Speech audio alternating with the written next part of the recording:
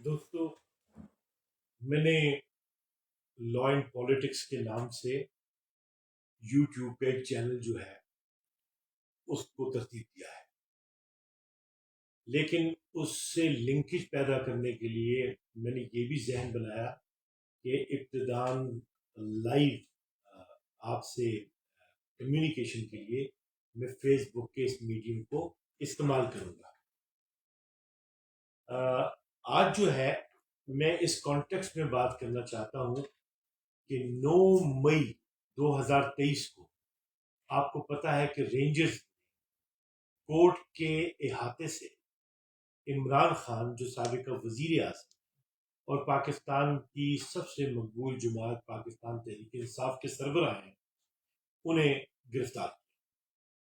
ان کو گرفتار کرنے سے یہ ہوا کہ ملک بھر میں ہنگامے شروع، ملک میں وہ ہوا جو کبھی بھی نہیں ہوا۔ گورنمنٹ انسٹالیشنز بھی نشانہ بنی، لوگ ہماری آرمی کے ادارے جو ہیں ان کے پریمیسز میں بھی داخل ہوئے، پھر اس کے علاوہ جو ہے سڑکوں پہ بھی نظر آئے اور عوامی اجتماعات بھی ہوئے۔ بہت زیادہ ریزنٹمنٹ جو ہے، بے چینی اور اضطراب جو ہے وہ پیدا ہو، اور پھر اس کے نتیجے میں ہوا یہ کہ اگلی ہی تاریخ پہ یعنی 10 مئی کو سپریم کورٹ نے عمران خان کو طلب فرمایا اور کہا کہ احاطہ عدالت سے انہیں گرفتار کیا جانا ایک unlawful ایکٹ تھا، لہذا انہیں جو ہے اسی نسبت سے پھر رہائی مل گئی۔ لیکن ایک ڈیبیٹ شروع ہو گئی پورے ملک میں، یہ بات آئی کہ کس طریقے سے لوگوں نے اپنے ہی اداروں میں توڑ پھوڑ کی ہے، اپنی ہی اعلیٰ اداروں کی بے حرمتی کی ہے اور قومی املاک کو نقصان پہنچایا ہے، جانی ضیاع ہوا ہے اور پولیٹیکل ایکسرسائز وائلنس کی طرف گئی ہے۔ لہٰذا یہ صورتحال پیدا ہوئی اور اس کے نتیجے میں گورنمنٹ آف خیبر پختونخوا کے کانٹیکس میں بالخصوص بات کر رہا ہوں، انہوں نے پھر فوری طور پہ ایک اجلاس طلب کیا اور اس اجلاس میں انہوں نے اپنی امداد کے لیے جو ہے آرٹیکل 245 کا سہارا لیتے ہوئے فوج کی طلبی کی استدعا کی فیڈرل گورنمنٹ سے، اور فیڈرل گورنمنٹ نے جو ہے وہ اجازت دے دی کہ آرمی جو ہے وہ آ کے یہاں پہ املاک، گورنمنٹ کی تنصیبات، لوگوں کی لائف اور پراپرٹیز جو ہے انہیں سیکیور کرے گی۔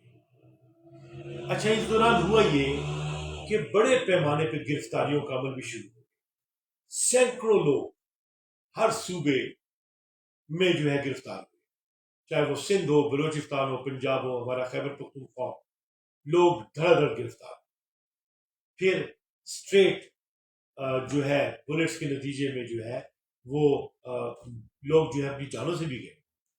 پھر ایسے واقعات بھی سننے کو ملے کہ چادر اور چار دیواری کا تحفظ نہیں، اور یہ تمام عوامل جو ہے اضطراب والے عوامل۔ پھر یہ بھی ہوا کہ تحقیقات اس ضمن میں بھی شروع ہوئی کہ خصوصاً ملٹری لاز کے مطابق جو لوگ قابل مواخذہ ٹھہرتے ہیں ان کو ملٹری لاز کے مطابق پروسیکیوٹ کیا جائے۔ پھر اس کے علاوہ ایڈمنسٹریشن جو ہے اس نے مینٹیننس آف پبلک آرڈر کے تحت جو ہے 3 NPOs کے پرچے کاٹے۔ اس میں ہوتا یہ ہے کہ لوگوں کو 3 مہینے تک جو ہے وہ کنفائنمنٹ میں رکھا جا سکتا ہے، 6 مہینے تک بڑھوتی دی جا سکتی ہے۔ یہ تمام عوامل ہوئے، لوگ جو ہے اس میں کئی لوگ جو ہے اس میں مفرور ہوئے، کئی لوگ گرفتار ہوئے، کئی لوگ جیلوں میں ڈالے گئے، کئی لوگوں پہ اینٹی ٹیررزم لاز کے مطابق کیسز درج ہوئے۔ اب یہاں اس کے بعد یہ ہوا کہ خصوصاً تحریک انصاف میں اب بہت سے لیڈرز شامل تھے، انہوں نے علی الترتیب پارٹیز کو بھی چھوڑنے کا سلسلہ شروع کیا، اور انہوں نے بھی کہا کہ کس طور ہم یہ برداشت کر سکتے ہیں کہ جناح ہاؤس پہ حملہ ہو گیا اور اس طریقے سے جو ہے اپنے ہی ملک کی تنصیبات اور اپنے ملک کی پراپرٹیز کو نقصان پہنچایا۔ یہ یقینی طور پہ بڑی ایک ہلا دینے والی بات اس لیے بھی ہے کہ آپ کو پتہ ہے کہ ہم ہمیشہ سے یہ کہتے آئے ہیں، اور میرا تو بالخصوص یہ ماننا ہے Pakistan first, loyalty to state ہے، یہ سب سے زیادہ امپورٹنٹ ہے، اور پھر اوبیڈینٹ ٹو کانسٹیٹیوشن ہونا لازم ہے، آرٹیکل 5 یہ کہتا ہے۔ اور پھر جب ایسے واقعات ہوتے ہیں تو انر اینیمیز جو ہوتے ہیں وہ بھی اپنی کارگزاری کرنے لگ جاتے ہیں. یعنی قیاس کا وقت ہوتا ہے نا, تو اس قیاس کے وقت میں لوگ جو ہیں وہ وکٹم بن جاتے ہیں. بہرحال ہوا یہ کہ بڑے پیمانے پہ گرفتاریاں ہوئی, اور ان گرفتاریوں کے نتیجے میں لائرز کی ٹیمیں تشکیل دی گئی, اور لائرز کی ٹیموں نے باقاعدہ جب ایف آئی آر میں لوگوں کو انوالو کیا گیا, پارٹی کے کارکنوں کو, تو انہوں نے بہرحال متعلقہ عدالتوں سے داد رسی کے لیے استدعا بھی کی. اور بہرحال یہ جو مینٹیننس آف پبلک آرڈر کے تحت جب آپ کسی کو بھی اٹھا کے اندر پھینک دیں اور 3 مہینے کے لیے اسے آپ حبس بیجا میں رکھیں یا اسے کنفائنڈ رکھیں پریونٹیو میجرز کے تحت, تو وہ سلسلہ بہت بڑے پیمانے پہ ہو گیا. ہم نے اسے چیلنج کیا, سینکڑوں پٹیشنز تھی جو عدالت پہ چیلنج ہوئی, اور پھر جب یہ چیلنج ہوئی اور سماعت کا وقت آیا, تو سماعت کے وقت میں حکومت کی جانب سے یہ ابتدائی عذر اٹھایا گیا کہ عدالت عالیہ جو ہے وہ ایسے کیسوں کی سماعت نہیں کر سکتی. کیوں نہیں کر سکتی؟ اس لیے نہیں کر سکتی کہ آرٹیکل 245 سب آرٹیکل 3 میں لکھا ہوا ہے کہ ہائی کورٹ جو ہے جب حکومت بلا لے اپنی سہولت کے لیے قانون کے مطابق آرمی کو, تو پھر جو ہے ہائی کورٹ کی جورسڈکشن ختم ہو جاتی ہے. یہ ایک بڑا پیچیدہ مسئلہ تھا, لہٰذا اس پہ بہت بڑی ڈیبیٹ ہوئی, اور مجھے اس کیس میں لیڈ کاؤنسل کی حیثیت سے سبمیشنز کا موقع ملا. میرے ہمراہ دوسرے فاضل دوست بھی تھے ہمارے, شاہ فیصل عثمان زئی, وہ بھی عثمان خیل وہ بھی تھے, انہوں نے بھی معاونت کی. تو اس میں یہ پورا جو کیس لا ہے, ایڈوکیٹ جنرل کا کہنا یہ تھا کہ دیکھیں باقاعدہ میٹنگ ہوئی, اس میٹنگ میں تخمینہ لگایا گیا, اور اس میٹنگ میں یہ قرار دیا گیا کہ یہ ایک پورا ایسا معاملہ ہو گیا جسے فوج ہی کنٹرول کر سکتی ہے, اور جب فوج آ جاتی ہے تو پھر اسے ہم کام کرنے سے روک نہیں سکتے, اس کے کام میں ہم مداخلت نہیں ڈال سکتے, اسے آزادانہ اختیار ہے کہ وہ جو چاہے وہ کرے. اب بات یہ ہے کہ اس پہ یقینی طور پہ 80 میں بھی ججمنٹس آئیں, 1990 کے اشر میں بھی ججمنٹس آئی ہیں, اس کے بعد بھی ججمنٹس آئی ہیں. ان ججمنٹس کے نتیجے میں خصوصاً جو ملٹری کورٹس ہیں ان کی نسبت سے بھی عدالتیں جو ہیں انہوں نے کافی بولا ہے, اور فرق قائم کیا ہے کہ جب مارشل لا لگ جائے تب فوج کا کردار کیا ہوتا ہے, اور جب آرٹیکل 245 کے تحت ایسی صورتحال پیدا ہو جائے کہ فوج کو بلایا جائے تب فوج کا اختیار کیسے ہو, دیکھا جائے گا. تو ہم نے کورٹ کے سامنے جو بات رکھی وہ آپ کے سامنے عرض کرتے ہیں. ہم نے کہا جی دیکھیں, پہلی بات تو یہ ہے کہ ہم نے کسی بھی پٹیشن پہ آرٹیکل 245 کو چیلنج نہیں کیا, بلکہ یہ عذر تو اٹھایا ہے ہمارے فاضل ایڈوکیٹ جنرل صاحب نے. لیکن آئیے دیکھتے ہیں کہ کیوں لگایا ہے یہ آرٹیکل 245 اور صوبائی حکومت. تو ہم نے اس میں سب سے پہلے, چونکہ اس میٹنگ کی منٹس جو ہے عدالت میں پیش کی گئی تھی, تو اس میں جو ڈسکشن ہوئی وہ یہ تھی کہ 9 مئی کو سپونٹینیس ایک رسپانس جو ہے وہ لوگوں کا ہوا عمران خان کی گرفتاری کے نتیجے میں, اور املاک کو نقصان پہنچا, لائف خطرے میں آ گئی, پراپرٹیز خطرے میں آ گئی, اور یہ حالات ایسے ہیں جنہیں کنٹرول کرنے کے لیے فوج کو بلانا بہت ضروری ہے. ہم نے عدالت کے سامنے بات یہ رکھی کہ دیکھیے یہ کوئی پری میڈیٹیٹڈ تھاٹ نہیں تھی, خود حکومت نے لکھا ہے کہ یہ سپونٹینیس ایکٹ تھا. یعنی جیسے آپ کو مثال کے طور پہ پتہ چلے کہ خدا نخواستہ آپ کے والد صاحب کے گربان میں کسی نے ہار ڈال دی, یا آپ یہ سمجھیں کہ آپ کے گھر کی کوئی خاتون جا رہی ہے, اس کے ساتھ کسی نے اس کی آبرو ریزی کے لیے جو ہے ہاتھ ڈال دیا, تو آپ کا کیا ریئیکشن ہوگا؟ تو میں نے کہا کہ یہ بالکل اسی کی مصداق سے ہے کہ لیڈر کا مطلب یہ ہوتا ہے ہیونگ فالوورز, تو اس کے فالوورز ہوتے ہیں, ان کے لیڈر کے ساتھ جب یہ ہوا تو یہ سپونٹینیس ایفیکٹ تھا جس کے پیچھے کوئی پلاننگ نہیں تھی. تو گورنمنٹ جب خود یہ کہتی ہے اپنے منٹس میں کہ یہ سپونٹینیس ری ایکشن تھا, تو اس میں یہ جان لینا چاہیے کہ اس کے پیچھے جو ہے کوئی سوچ کار فرما نہیں تھی, کوئی پلاننگ کار فرما نہیں تھی, کوئی منصوبہ بندی کار فرما نہیں تھی. اگر ہوتی تو پھر یہ بات منٹس میں ڈسکس ہوتی کہ جناب یہ ایک بیڈ انٹینٹ کے ساتھ کسی منصوبہ بندی کے ساتھ یہ کام کیا گیا ہے. حکومت نے کہا کہ اٹ واز سپونٹینیس ایکٹ, تو عدالت کے سامنے یہ بات رکھی گئی کہ جب پہلے سے کوئی ایسا کام نہیں ہے تو آرٹیکل 17 کو عدالت کو اپنے سامنے رکھنا چاہیے. اور آرٹیکل 17 کیا کہتا ہے؟ آپ کو مکمل آزادی ہے کہ آپ اپنے خیالات کو، اپنے سیاسی فیلنگز کو، آپ اپنی سیاسی جماعتوں کی ایکٹیویٹیز کو ایکسپلور کریں.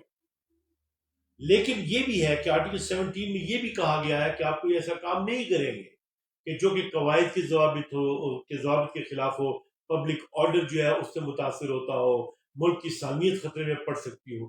یہ وہ قیود لگائی گئی ہے. تو لیکن it was a spontaneous act.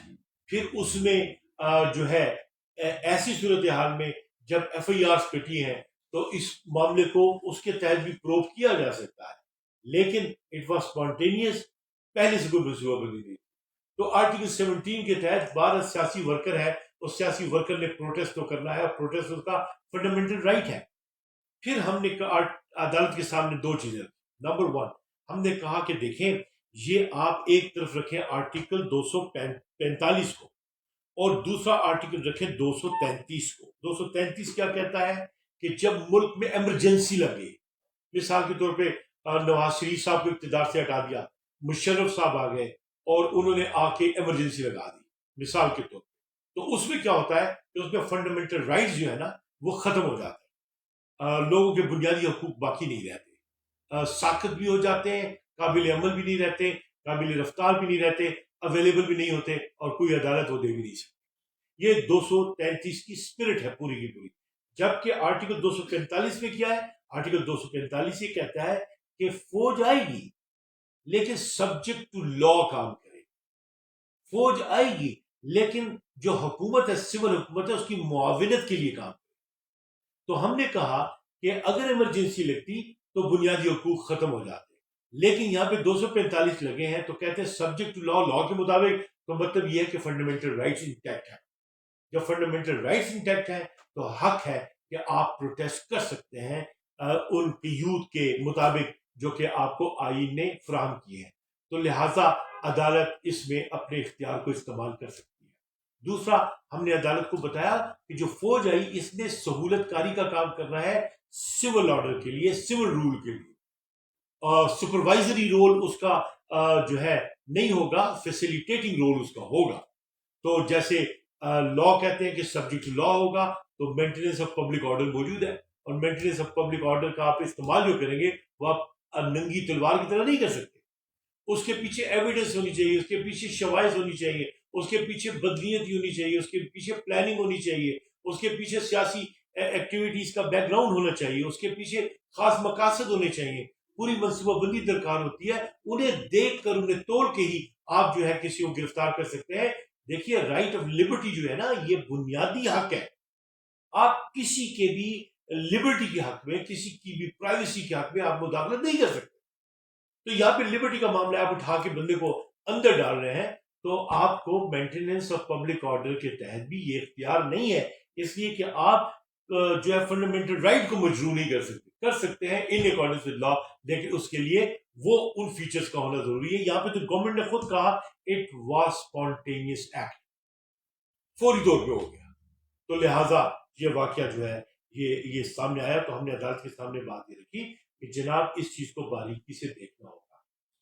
پھر عدالت کا موقف یہ بھی تھا کہ دیکھیں آخر اس طرح کے جو واقعات ہیں ان کی وہ بھی تو نہیں کی جا سکتی، انہیں پروٹیکٹ بھی تو نہیں، انہیں اچھا بھی تو نہیں کہا جا سکتا.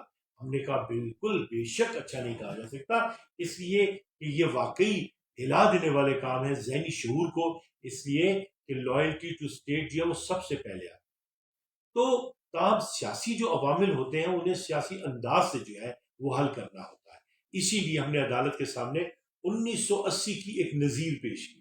1980 کی ججمنٹ میں ہم نے عدالت کے سامنے ذوالفقار علی بھٹو کی تقریر جو ہے وہ جو متن اس ججمنٹ میں موجود تھا وہ پڑھ کے رکھا. ہم نے عدالت میں بتایا کہ جو آرکیٹیکٹ تھا 1973 کے آئین کا، اس نے یہ بات رکھی تھی کہ دیکھو ہم نے مارشل لاء کو ہمیشہ کے لیے دفن کر دیا ہے، لیکن ہمیں اپنی ذمہ داریوں کا مظاہرہ کرنا پڑے. ہمیں سیاسی مسائل کو سیاسی انداز سے حل کرنا ہوگا، آپس میں کرنا ہوگا، احتیاط سے کرنا ہوگا. اس لیے کہ اگر جو سول رائٹس کو پروٹیکٹ کرنے والے پولیٹیشین جو ہیں وہی احتیاط نہیں برتیں گے تو پھر موقع مل سکتا ہے کسی بھی تیسری طاقت کو کہ وہ دوبارہ ملک میں مارشل لا ہو. تو یہ بات آرکیٹیکٹ جو ہے کانسٹیٹیوشن کا ذوالفقار علی بھٹو اس نے کہی.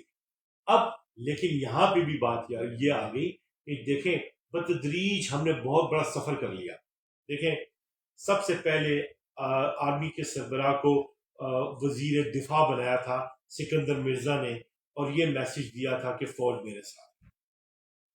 اس کے بعد 1958 کا واقعہ ہوا، ایوب خان اقتدار میں آئے. پھر ایوب خان جب اقتدار میں آئے تو ان کے اس عمل پہ جب بحث عدالت میں کی گئی تو عدالت نے کہا کہ یہ کو ڈیٹیٹ ہے، یعنی وہ انقلاب، وہ ایکشن، وہ عمل جس کے نتیجے میں آپ اختیار حاصل کرتے ہیں اور لوگ آپ کے اختیار کے آگے سر جھکا دیتے ہیں، اس کا مطلب ہے کہ وہ انقلاب ہے اور لوگوں نے اس چیز کو تسلیم کر لیا ہوا ہے. اسی کو نظریہ ضرورت کا نام دیا.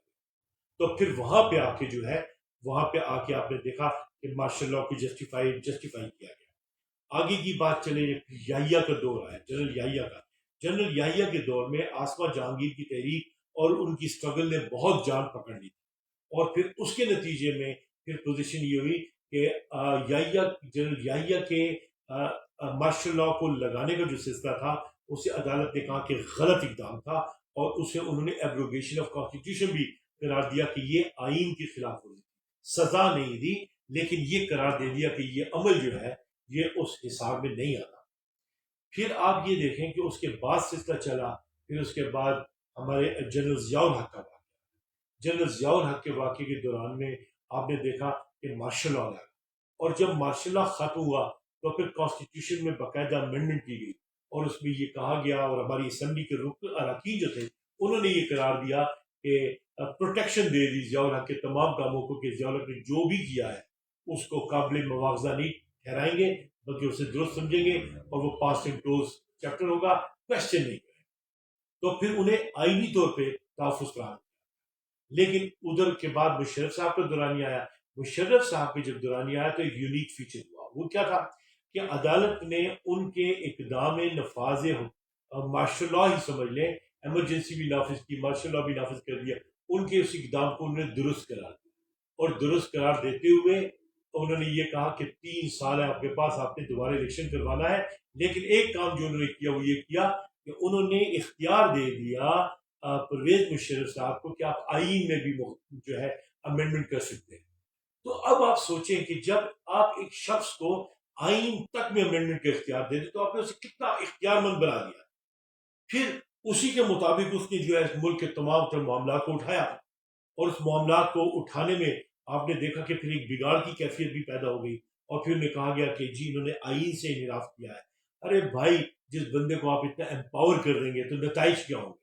پھر اس کے نتائج یہ ہوں گے کہ ہمارے چیف جسٹس صاحب جو ہیں ان کی ججمنٹ آ گئی اور خالد حسین فقار صاحب کی اور انہوں نے جو ہے جو ججمنٹ دی وہ ایک بہت ہی زیادہ ایکٹیویزم پہ مبنی ججمنٹ تھی اور اس میں تو انہوں نے جو ہے یعنی ان کی فوتیدگی کی صورت میں ان کی نعش جو ہے ان کے ساتھ بھی ناروا سلوک جو ہے اس کی نسبت انہوں نے فائنڈنگ دے دی تھی. پھر وہ انڈو ہو گئی، پھر وہ ججمنٹ سسپینڈ بھی ہوئی.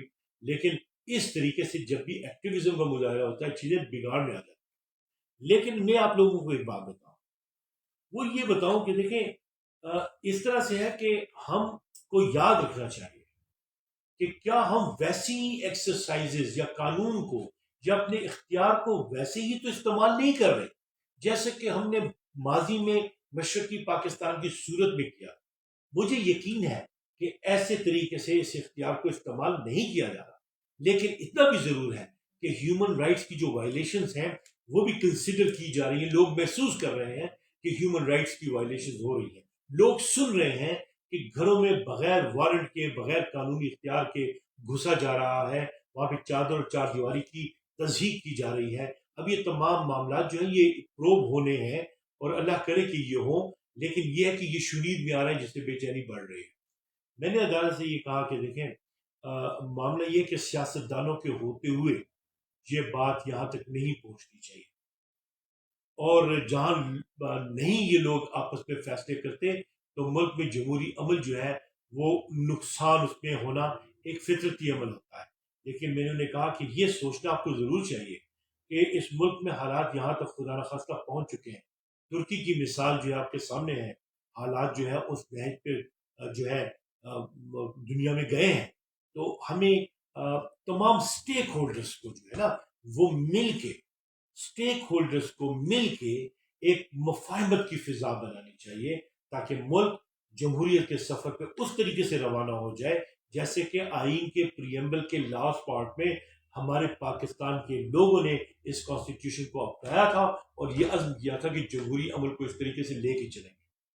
اب یہاں پہ میرا جو اپنا ذاتی ماننا ہے وہ یہ ماننا ہے کہ ہمارے ملک میں حقیقی اختیار جو ہے ریاست کا وہ ہمارے حساس اداروں کے پاس ہے. مجھے یاد پڑتا ہے کہ ولی خان نے ایک مرتبہ اپنی اسپیچ میں کہا تھا کہ فیصلہ ہمیں پاکستان کے لیے اس طرح سے کرنا ہے کہ ہم نے یہ فیصلہ کرنا ہے کہ اسے چلائے گا کون. آیا سیاستدان چلائیں گے یا اسے جو ہے ادارے چلائیں گے. لیکن دوسری طرف میں بات کروں کہ سیاستدان بھی کیسے چلائیں گے. سیاستدانوں نے کیا کیا؟ سیاستدانوں نے دیکھیں لیاقت علی خان شہید ہو گئے. سیاستدانوں نے کیا کیا؟ چلے انہیں چھوڑے. ذوالفقار علی بھٹو کے لیے کہا کہ جی ہم کوہالہ کے پل پہ انہیں پھانسی دیں گے اور سارے اکٹھے ہو گئے اور ڈائلاگ میں نہیں گئے. نتیجہ کیا کیا انہوں نے؟ اپنے اس سیاستدان کو پھانسی پہ چڑھایا. تو جمہوریت کا سفر کیسے چلے؟ پھر بے نظیر آئی. پھر بے نظیر کے ساتھ دیکھیں ان کا واقعہ ہو گیا. نواز شریف کی حکومت ختم ہوئی. سب نے مل کے سب سیاستدانوں نے مل کے یہ کہا کہ بالکل ٹھیک ہوا اس پہ کہ وہ ایک شخصی آمریت قائم کر کے بادشاہ کا نظام قائم کرنا چاہ رہے تھے. محترمہ بے نظیر سے لے کے سارے سیاستدانوں نے یہ بات. جب سیاستدان آپس میں جھگڑے، جب سیاستدان آپس میں مفاہمت نہیں پیدا کرتے تو یہ معاملات ٹھیک نہیں ہوں گے. سیاستدانوں کے ہاتھ میں یہ چیز آ ہی نہیں سکتی، ممکن ہی نہیں ہے نا. پھر دوسری بات یہ کیلیبر بھی دیکھیں نا. پہلے جو سیاست کیا کرتے تھے نا وہ طلسماتی شخصیات ہوتی تھی. کہاں خان اعظم خان عبدالکریم، یعنی دیکھتے تھے تو پتہ چلتا تھا یہ شخصیت ہے. ذوالفقار علی بھٹو دنیا کا بڑا جینیس کے طور پر اسے جانا جاتا تھا. کہاں محترمہ بے نظیر جنہیں دیکھنے کے لیے ہیلری کلنٹن بھی لائن میں لگی ہوئی، کہاں وہ اس مقام کی لیڈرشپ تھی. اور پھر کہاں ان کے بینیفیشریز کے ہاتھوں میں سیاست کا آ جانا. ایک ہوتا ہے نا سیاستدان، ایک ہوتا ہے بینیفیشری، ایک ہوتا ہے لیگیسی کو لے کے چلنا. تو ان لوگوں کے ہاتھ میں یہ اختیار آ گیا کہ جو کہ جانتے ہی نہیں کہ یہ طریقے سیاست اور ویژن جو ہے وہ ہے کیا، آئیڈیالوجیز ہوتی کیسی ہیں، ان کا گلوبل امپیکٹ کیسا ہوتا ہے. وہ سوداگر تو ہو سکتے ہیں، کاروباری تو ہو سکتے ہیں، وہ کماؤ تو ہو سکتے ہیں، وہ کرپٹ تو ہو سکتے ہیں، وہ بادشاہ بننے کی لگن میں تو لگے رہ سکتے ہیں، لیکن وہ لیڈر نہیں. ایک بات تو طے ہے، وہ چاہے کسی کو اچھی لگے چاہے کسی کو بری لگے، اور وہ یہ ہے کہ عمران خان لیڈر ہے.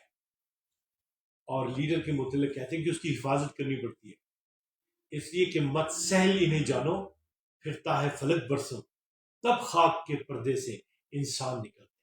ہم نے بھٹو کو گنوایا، ہم کہاں پہنچ گئے. آج ہماری اکانومی پہ سب لوگ سیاست کر رہے ہیں نا، حالانکہ دنیا میں لوگ اکانومی پہ سیاست نہیں کرتے. اکانومی میں اگر ان کی حالت بری بھی ہو نا تو کبھی پورٹری نہیں کرتے، اسے بنانے کی کوشش کرتے. لیکن آپ یہ دیکھیں محبوب الحق سے کے بعد کوئی بھی بندہ جو ہے وہ یہاں پہ ہمارے ملک میں اکانومی کو کسی نے اون نہیں کیا. آگے ہیں یہ جو فائنینشیل ایڈوائزرز ہوتے ہیں، فائنانس منسٹرز ہوتے ہیں، پیسوں کو لے کے اور فائنینشیل مینجمنٹ کے کام کرتے ہیں. یہ لوگ ملک کو اکانومی کی لحاظ سے تو آگے نہیں لے کے جا سکتے. آپ کے فورن افیئرس کے ایکسپرٹس نہیں تھے. نواز شریف کے رجیم میں آپ کا فورن منسٹر نہیں تھا. آپ کی فورن پالیسی کنسسٹنٹ نہیں تھی. اس کے نتیجے میں دیکھیں کہ جب آپ نے فورن پالیسی پہ آنکھیں بند کی اور آپ نے یہ نام نہاد کمیٹیاں بنانی شروع کر دی، کشمیر کمیٹی اور فلاں فلاں، جس وقت آپ کمیٹیاں بنا رہے تھے آپ کے فارن منسٹر نہیں تھے. انہوں نے ہوم ورک کر کے کس طریقے سے جو ہے کانسٹیٹیوشن میں امینڈمنٹ کر کے یہ اعلان کر دیا کہ کشمیر جو ہے وہ ہمارا ہوگا. تو میں اب آپ کو یہ بتاؤں کہ سیاستدانوں کو بھی میچورٹی کے عمل میں جانا پڑتا ہے. آج عمران خان جو ہے وہ بھی ریئلائز کر رہے ہیں کہ وہ جو الیکٹیبلز تھے وہ آج کس طریقے سے ڈیٹیچ ہوئے. لیکن ایک بات میں کہوں اور وہ یہ یونیک کرتی ہے عمران خان کو، اور وہ یہ ہے کہ میں نے پڑھا تھا، اور پرنس میں جو ہے پرنس جسے بائبل کہا جاتا ہے سیاست کا، وہاں پہ رائٹر نے کہا تھا کہ لارڈ میکالے تھا، ہاں، تو اس میں انہوں نے کہا کہ وہ بندہ جو کہ منصوبہ بناتا ہے لوگوں کے بھروسے پہ، اور وہ اس بات کا گمان نہیں کرتا کہ مشکل اور کرائسس کے وقت میں لوگ اس کے ساتھ کھڑے ہوں گے یا نہیں کھڑے ہوں گے، تو وہ میدان میں اکیلا رہ جاتا ہے، اور وہ پھر عدالت کے سامنے بھی اکیلا پیش ہوتا ہے۔ عمران خان کا یونیک فیچر یہ ہے کہ عمران خان کے ساتھ ہر ورکر ڈائریکٹلی کنیکٹڈ ہے۔ یہ جو لوگ چھوڑ کے گئے ہیں نا، ان کی وجہ سے یہ پارٹی نہیں بنی تھی۔ پارٹی تب بھی عمران خان کی وجہ سے بنی تھی، پارٹی آج بھی عمران خان کی وجہ سے قائم ہے۔ میں یہ کہتا ہوں کہ مفاہمت کی فضا ہونی چاہیے، اسٹیک ہولڈرز جتنے بھی ہیں وہ مفاہمت کی راہ اپنائیں۔ جو ہوتی ہے نا مصنوعی ارینجمنٹ، اس کے نتائج جو ہیں وہ مصنوعی ہی ہوتے ہیں، آپ سالڈ طریقے سے آگے نہیں بڑھ سکتے۔ عمران خان جو ہیں وہ بھی کہہ رہے ہیں کہ میں جو ہوں اپنے عزم کے ساتھ، چونکہ میرے پاس تو صرف جان ہی ہے، اس کو بھی میں نے داؤ پہ لگایا ہوا ہے۔ تو یہ ہے کہ لیڈرز جو ہیں they have to pay the price for their words and for their action, اور وہ یہ پرائس پے کر رہے ہیں اپنے صبر کے ساتھ، عوام کے ساتھ کنیکٹ رہتے ہوئے، اور اپنی ویژن کے ساتھ۔ اللہ تعالیٰ ہمارے ملک کو قائم و دائم رکھے۔ عدلیہ کے لیے ایک بہت بڑا امتحان، اور عدلیہ جو ہے بہت مشکل دور سے گزر رہی ہے، اور میں یہ عرض کروں کہ عدلیہ کے لیے شاید اب ایگزاسٹیولی مسائل کو ریزالو کرنا شاید مجھے ان نیچرل دکھائی دیتا ہے۔ یہ فیصلہ اسٹیک ہولڈرز اور سیاستدانوں کو ہی عموماً کرنا پڑے گا۔ تاہم جہاں ہیومن رائٹس کی وائلیشنز ہوں گی تو ہمارے پاس عدالت کے علاوہ کوئی راستہ نہیں ہے۔ ہمارا تمام اعتماد اپنی عدالتوں پہ، اور ہماری تمام راہ جو ہے کانسٹیٹیوشن آف پاکستان پہ، اور ہماری ساری کاوشیں جو ہیں وہ رول آف لا کے لیے ہیں۔ سب سے پہلے پاکستان، لائلٹی کمز فرسٹ، اور اس کے بعد ہے اوبیڈینس ٹو دی کانسٹیٹیوشن۔ ہم سب مل کے رول آف لا کے لیے کام کریں گے۔ پاکستان زندہ باد، پاکستان پائندہ باد۔